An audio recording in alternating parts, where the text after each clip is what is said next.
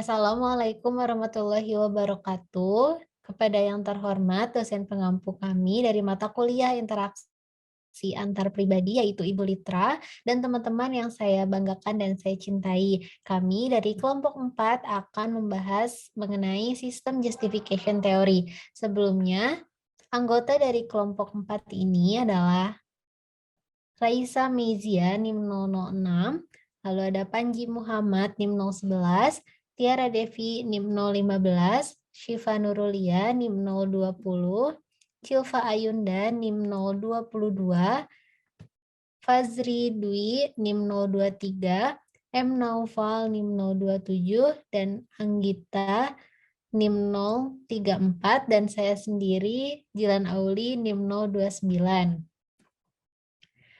Baik, kita masuk ke materi yang pertama, yaitu mengenai sistem justification theory yang akan dijelaskan oleh Nata. Kepada Nata, dipersilahkan. Baik, terima kasih Jilan. Sistem justification merupakan sebuah mekanisme psikologis individu untuk menyepakati aturan sosial yang berlaku dan disahkan. Bahkan jika individu harus mengorbankan pihak lain, menurut Jones and Baraji tahun 1994. Kebutuhan individu untuk bergantung kepada sistem tersebut dipengaruhi oleh kecenderungannya untuk menjaga kondisi psikologis dari ketidakpastian dan kebutuhan akan rasa aman. Terdapat 9 asumsi utama pembenaran sistem. Yang pertama adalah motivasi untuk mempertahankan, membenarkan, dan mendukung aspek-aspek status quo. Status quo merupakan keadaan tetap sebagaimana keadaan sekarang atau sebagaimana keadaan sebelumnya, yang berlangsung secara tidak sadar. Yang kedua, tingkat motivasi dan ekspresi pembenaran sistem justification. Dapat berbeda-beda satu individu dengan individu lainnya berdasarkan faktor kontekstual dan disposisional. Yang ketiga, motivasi akan meningkat ketika status quo dipersepsikan sebagai suatu yang tidak bisa dihindari. Yang keempat, pembenaran sistem yang dilakukan individu seringkali bertujuan untuk memuaskan kebutuhan dasar berupa kebutuhan eksistensial dan kebutuhan rasional. Yang kelima, sistem yang dibenarkan, termasuk dukungan secara langsung pada ideologi tertentu, akan melegitimasi suatu institusi maupun otoritas. Yang keenam, pembenaran sistem konsisten dengan motif pembenaran ego dan kelompok bagi anggota kelompok yang diuntungkan, maupun mereka yang disukai oleh status quo, dan diasosiasikan dengan harga diri, in-group favoritism, dan kesejahteraan subjektif dalam jangka panjang. Yang ketujuh, anggota kelompok yang dirugikan, tidak disukai oleh status quo, menghadapi potensi konflik antara kebutuhan mereka dalam pembenahan sistem dan dengan melawan motif untuk meningkatkan harga diri dan status kelompoknya. Yang delapan, pembenaran sistem dapat bertindak sebagai sebuah fungsi pada jangka pendek bagi kelompok yang diuntungkan maupun kelompok yang dirugikan. Yang sembilan, orang akan mau menerima perubahan ketika hal tersebut dipersepsikan sebagai hal yang tidak terelakkan atau secara ekstrim. Dan bila hal tersebut selaras dengan mempertahankan paling tidak beberapa aspek dari sistem sosial. Sekian dari saya kembalikan ke Jilan. Terima kasih. Baik, terima kasih Nata. Selanjutnya ada contoh mengenai sistem justification yang akan dijelaskan oleh Anggita dan Fazri. Kepada Anggita dan Fazri, saya persilahkan.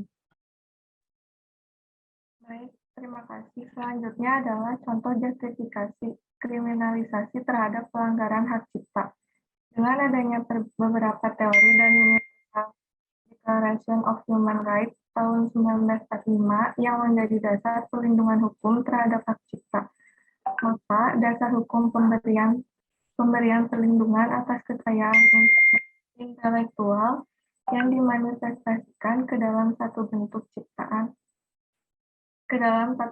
ciptaan menjadi semakin kuat, karena perlindungan tersebut juga merupakan hak asasi yang kedudukannya sama dengan hak untuk hidup dan hak untuk mendapat pekerjaan yang layak. Namun kemudian yang menjadi persoalan, apakah perlindungan terhadap suatu karya cipta dengan sarana penal atau hukum pidana memiliki justifikasi yang kuat sehingga dibenarkan adanya kriminalisasi terhadap pelanggaran hak cipta. Selanjutnya akan diteruskan oleh Fazri. Baik, terima kasih Anggita. Yang kedua ada contoh pembenaran sistem dalam pemilihan Presiden Amerika Serikat tahun 2016. Saya tidak akan menjelaskan apa yang ada di dalam PPT ini, tapi saya akan mencoba mengkaitkan keterkaitan kasus ini dengan justifikasi sistem. Nah, pendukung Trump langsung intinya aja ya, pendukung Trump memang menolak status quo, dalam hal ini status quo dari pemerintahan liberal dan demokrat di bawah Presiden Obama. Tapi mereka tidak menentang status quo dalam arti yang lebih dalam. Sebaliknya, bahwa para pendukung Trump ini seperti para kaum konservatif politik pada umumnya membenarkan sebuah kesenjangan ekonomi, tetapi di sisi lain mereka sangat frustasi dengan konsekuensi persaingan global di bawah kapitalisme, dan mereka tidak terlihat bukti bahwa mereka itu menyalahkan sistem ekonomi itu sendiri. Terima kasih, mungkin itu yang bisa saya jelaskan. Baik, selanjutnya akan ada video mengenai contoh dari sistem justification. Silahkan ditonton. Lalu yang terakhir ada contoh sistem justification theory.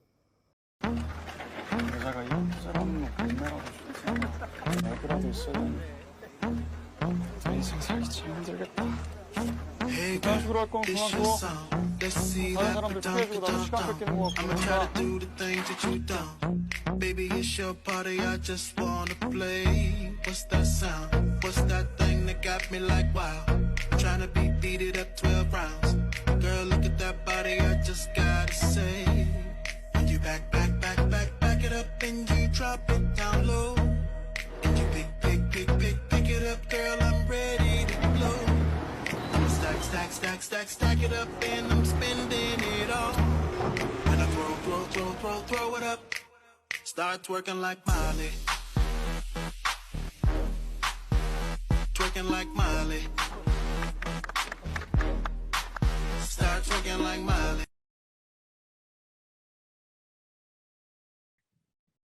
Oke, jadi tadi kita udah nonton mengenai contoh dari sistem justification.